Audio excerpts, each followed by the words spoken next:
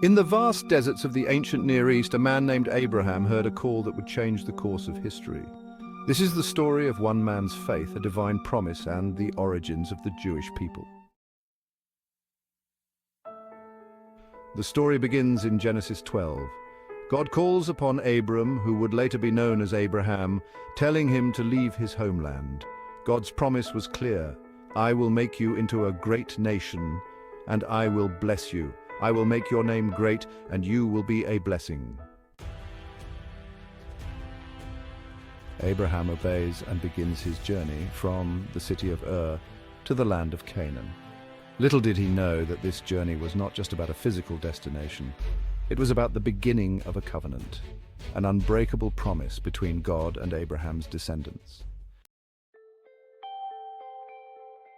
In Genesis 15, God expands this promise. One night, God takes Abraham outside and says, "Look up at the sky and count the stars. If indeed you can count them, so shall your offspring be." This moment marks the foundation of the Jewish people.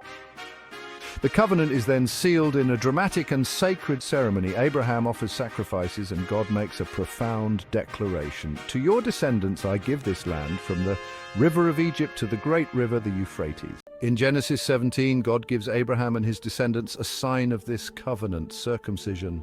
This act would forever mark the Jewish people as set apart, a physical reminder of their unique relationship with God.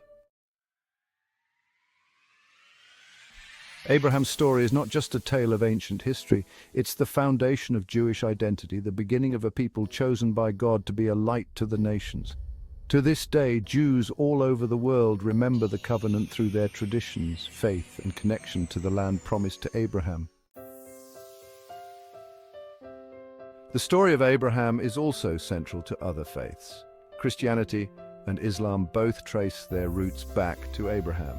While the details of these faiths differ, they all recognize Abraham's faith as a turning point in God's relationship with humanity.